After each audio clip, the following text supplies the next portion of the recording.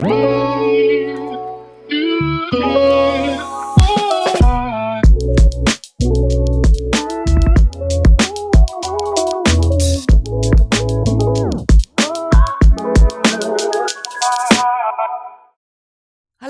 and welcome to Real Menopause Talk.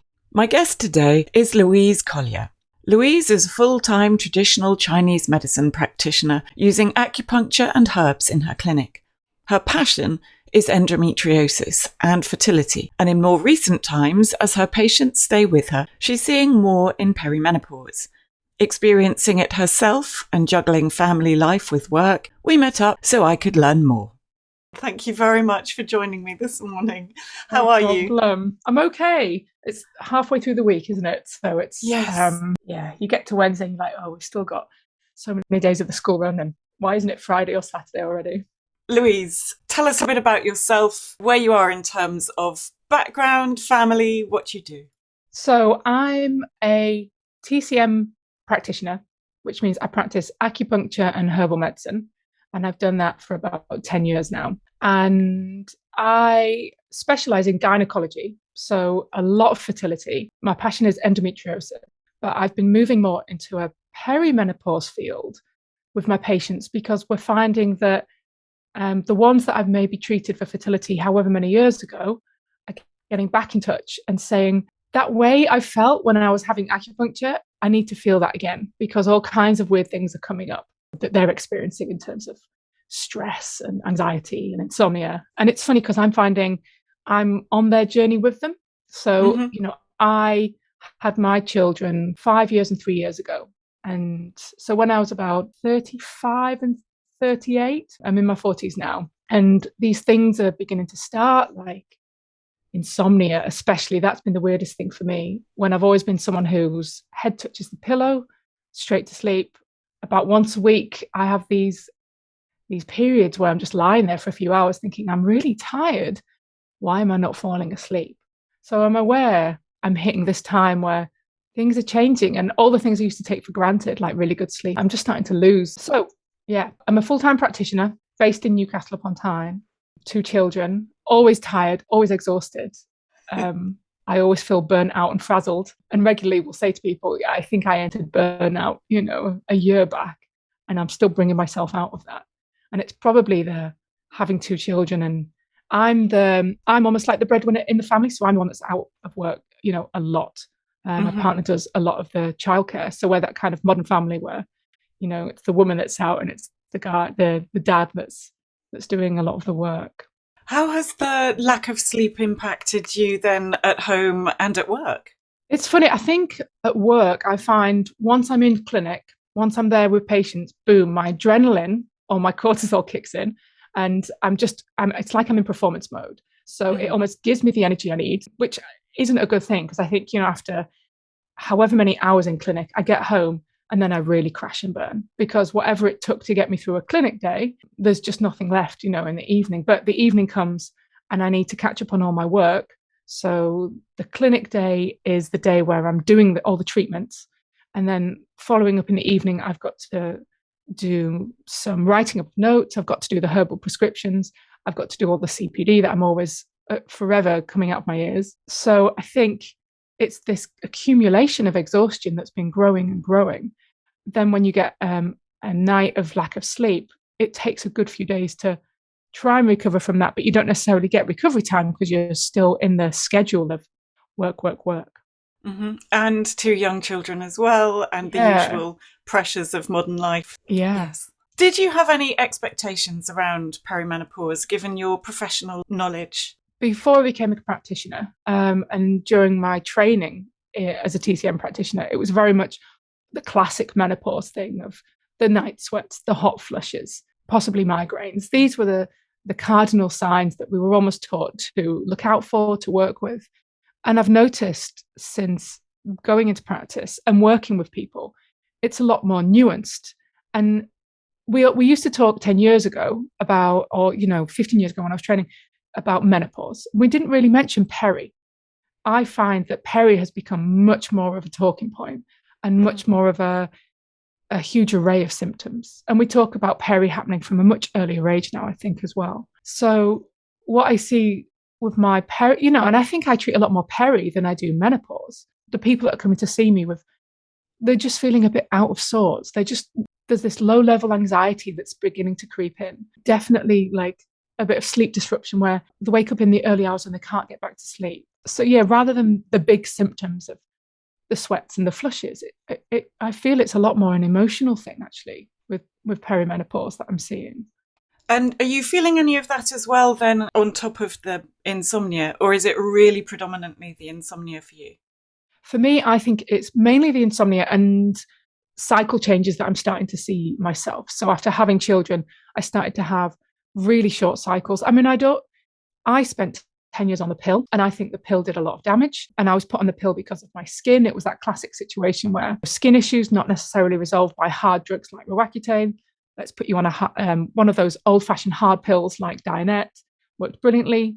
10 years on that. When I came off it, my cycles were never the same again. I thought maybe even I'm not ovulating here. Things did resolve. I was able to get pregnant, carry 2 children, but my periods like shortened to about a day. I basically bleed for a day, which is funny because my specialism is endometriosis. So I'm working with women who have the exact opposite problem to me in how they bleed. But my periods shortened to about a day, and my length of cycle was maybe like 24 days. So I noticed those physical changes of my cycle, which fortunately haven't brought with it night sweats and hot flushes. But it's definitely this sleep and this, I think mood. I think mood is a key thing where you just feel a little bit on edge or irritable. You don't feel the same joy that you used to feel maybe in your 20s. Those big emotions you were able to feel of laughter and fun. You just kind of feel a bit weary a lot of the time.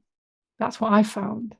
Yes, same here. And I've just been trying to put it down to life events or the pandemic. And I think you're right. It must also be these hormonal fluctuations and feeling not yourself anymore.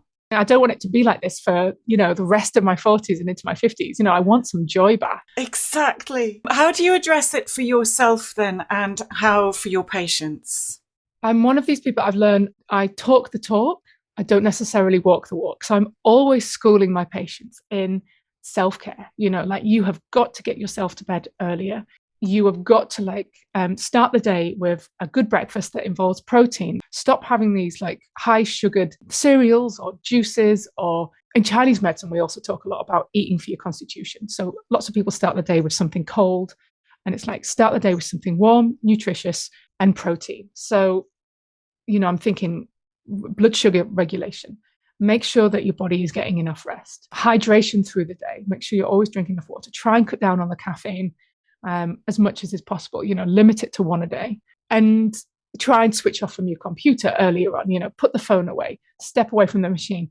And I realized I was doing all of these things. I was thinking that I could go to bed really late, that I could stay working until 11 o'clock at night to get things done, because there's no time to do it during the day because there's clinic or the kids, so I have to do it at night, and that I could sacrifice sleep. And I thought, this isn't working. I really have to walk the walk as well now. I've got to make sure that I switch down the computer, that I take myself to bed. I've got to wind the brain down. And I've been talking to people a lot about the Chinese clock. We say that organs are active at almost different times of the day, which of course organs are always active, but it's like the energy of the organ is most active. And we talk about the liver in Chinese medicine as being really active between 11 and 1, which kind of fits with that time of, people used to say an hour before midnight is worth 2 after. So if we take ourselves to bed earlier, before as early as we can before midnight, it will really benefit the body. And Charlotte, who I know that you've interviewed, she also talked about how sometimes it takes the body a good half hour to clean up before it gets to work when we go to bed. So if we can get ourselves to bed by 10:30, like to almost fall asleep by 10:30, the body will do a bit of cleaning up and then the liver can get to work. So since January, I've been like, this has to happen. I need to go to bed. I need to be asleep by 10:30 so that essentially my body can heal itself overnight. Have you found that has made a difference? Not quite yet. I still feel like I wake up in the morning just dragging my eyes awake. So I think when it's been so chronic, it can take a good month or so, for the body to like realize, okay, I'm getting the rest I need. It's not an overnight thing. When you've been punishing your body for so long, it takes time. This is what I always say to people with when we're doing acupuncture, when we're doing herbs. If you've had an injury for a week, no problem. One session will sort it. If you've had a problem for a year, it's going to take us a good few months to shift the body to know that there is a change. Because if you've had it for that long and it's chronic, it takes time to swing back in the other direction. Is there anything that you would suggest to your patients that they start with at home? So obviously they come to you for acupuncture and Chinese herbs as well. Yeah, I often will do herbs, particularly for the bigger symptoms like the night sweats and the flushes, but anxiety as well. They can be quite beneficial. So what could they start working on other than the obvious diet and sleep hygiene? Yeah, I mean, a Yes. lot of people suggest yoga, don't they? That yoga can be really helpful. Yoga and meditation. I'm a really bad meditator, probably because I need to learn and practice it. You've got to put the work in. I find something like yoga and Pilates has been really beneficial for slowing you down and making you think about your breathing, because breath work is so important, I think, for stress. So, and of course, we know now, thanks to the pandemic, there's so many practices you can find online so that you can integrate it at home. So definitely, I would start with those. Why is the liver so important? Obviously, it has a key function for cleaning out any toxins, but it seems to do almost everything in the body as well. So how do we look after it best? And how else can you explain it to us? Yeah, it's a hard worker, isn't it, the liver? From a nutrition point of view, I know there is a hell of a lot it does in terms of detoxification of toxins and hormones. In Chinese medicine, we call it the general. So it's the general that is like telling every other organ what to do, and it's in charge of everything. We say it's responsible for this smooth flow of qi around the body. And the liver gets disrupted by emotions. It's very easily affected by emotions, again, from a Chinese medicine point of view. And that can be stress, unfulfilled desire is a major one. And of course, I see that all the time with infertility. So we know that emotions have a huge impact on it.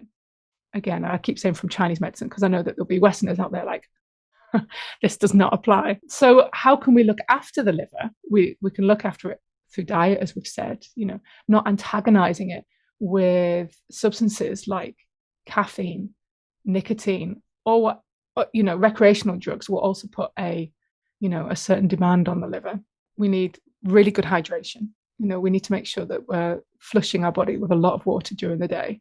Emotionally, and I've said about, going to bed early, giving it the time to work.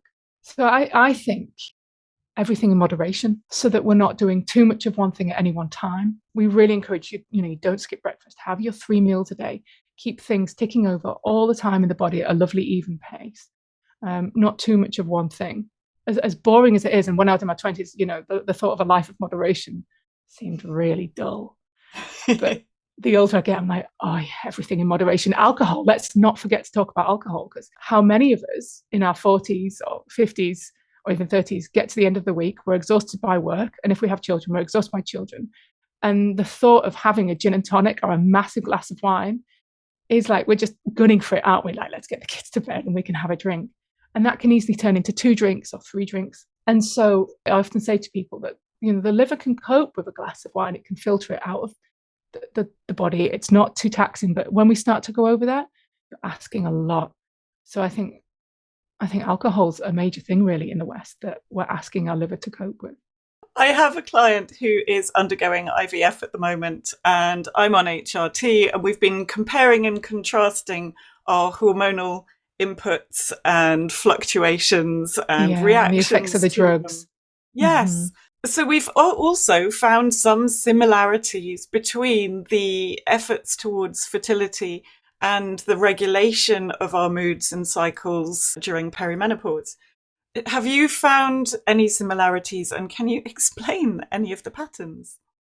Yeah, because I work with a lot of women going through IVF, and I'm always preparing them by saying the initial consultation that you do for me, where you tell me everything that's going on in your life and all the symptoms that you suffer, anything that you've ticked that might be like migraines or poor sleep, headaches, anxiety, or if you are prone to the odd night sweat, I said, you're going to find the IVF drugs are really going to exacerbate this, being the down regulation side of it, So if you suffer with any of these things, you're probably going to suffer it more in downreg. And of course, my job is to mitigate those symptoms, try and calm everything down.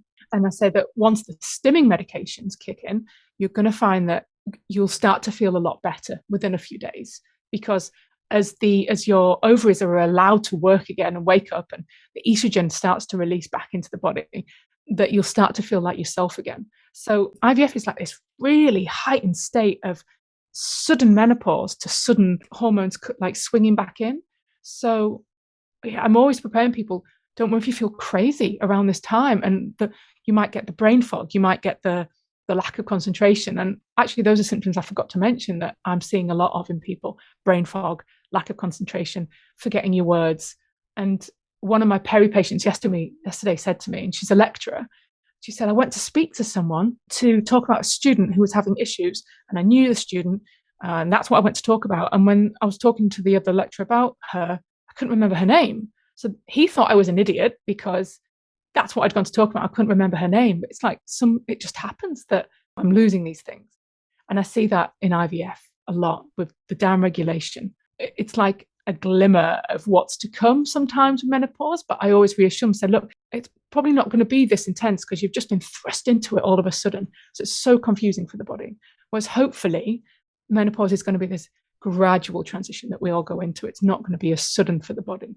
Fascinating. Really, really interesting. I've been doing a little bit of snooping on Facebook about you. You mentioned the gut and vaginal health and genitourinary health and the kind of combination of them and how important they all are. How do you recommend we all take care of these? So with the work that I've been starting to do now with functional medicine, they talk a lot about the microbiome. And this is becoming a really fashionable word, isn't it? We're hearing a lot, particularly about the gut microbiome. I don't think so much about vaginal microbiome. We're learning that it can be really beneficial to have a diet rich in probiotics. And an easy way of that is supplementation. So a lot of people now are taking supplements. I usually say, don't bother with the things in the supermarket like Yakult or Actimel, because these things are so small in the concentrations that we need. And it can be much better to take something more concentrated and something that might be more beneficial for your gut, that working with a nutritionist particularly might help you target it more. But we can get probiotics from food. We don't have to necessarily always supplement. So, I try and encourage my patients to think about making their own sauerkraut, making their own kimchi. I love doing a lot of fermentation myself. So yeah, I spend a lot of time in the kitchen fermenting food to try and get this diverse range of probiotics. But then there's prebiotics, which are becoming way more understood now, that prebiotics feed our own bacteria. And actually, if we were to take probiotic supplements within 3 weeks of stopped taking them, they're just out of our body. So we kind of need to feed our own bacteria, build that up by using something like a prebiotic. And you can buy these various companies now. So I usually recommend pre and probiotics. When it comes to the vagina health, I say try and get away from using chemicals as much as possible with the kinds of soaps people are using and all these really fancy shower gels. I'm like, just try and keep it as natural as we can, because we are seeing, people who go on the pill have a lot of issues sometimes with thrush, and it's really easy for that microbiome to get imbalanced by hormones. So we know it happens as we go into perimenopause and menopause, because with the hormonal changes, we can be more prone to that vaginal imbalance, whether it is BV or thrush in nature. I usually try and say chemical free as much as possible. Think about your diet. And then there's also like lovely probiotics you can get for the vagina, which are lactobacillus. It needs care as we go into menopause, because any HRT we might end up taking as well, things can easily get imbalanced. What do you find is the perception of perimenopause, both in your medical circle and in the outside world? Even in like the alternative circles, it's been quite black and white for a while with this. Oh, HRT is bad and natural medicine is good, which isn't helpful, because we know that HRT can be life-changing for people. And if it's done right, if the doctor knows what they're doing, if they can get the levels right, then HRT can be life-changing. And especially if we use natural medicine alongside it and nutrition to help the body cope with it, I think it could be a really healthy thing. So I'm hoping that the perception is starting to change in the alternative circles as well about HRT. We know that in conventional medicine and the just general attitudes of the public is still, I hate to use the word ignorance, but I just think there is so much ignorance, lack of education, and a laziness on the side of a lot of GPs that don't even go off and do any, CPD or training to really fully understand it. It's women that are changing the narrative now, and it's like celebrities that are changing the narrative, and it's so many women going through the menopause or the perimenopause state who are pushing for the media to start changing the message as well. I'm terrible on social media. I'm terrible on Instagram and Facebook. But one of my patients was saying that, who's Noel Gallagher's ex-wife? What's her name? Meg Matthews. Meg Matthews. If she's the expert, apparently she's massive on perimenopause now and menopause, and lots of people are learning from her. So whilst we don't necessarily learn the most accurate things from celebs or influencers, at least they're pushing for more of a conversation about it, which hopefully we're really going to see like the tide start to change with support for women. Yeah, I couldn't agree more. And even though it will be their own experiences and their own opinions, at least getting the word out there might make everything a little bit more normal. Exactly. What would you like it to be seen as? I mean, we say in Chinese medicine that it's not a disease. It's a series of symptoms. So we don't want to talk about menopause like it is a disease, because it's not. I want there to be more access to information for women. And I want that support to start much earlier. So rather than us thinking about menopause, like I was saying, has been the end thing of the big symptoms, for us to start thinking about it much earlier on. And I want us to start supporting women as early as the age of 40 or slightly earlier, from 35 years onwards, start to think about how you can prepare yourself for the transition later on by looking after yourself now. Because I think women probably were leaving it too late to start thinking about it, pushing ourselves right to the max until symptoms kick in. I guess it'd be great for everyone to start having the conversation much earlier about it. So to round off, how about your husband or your partner?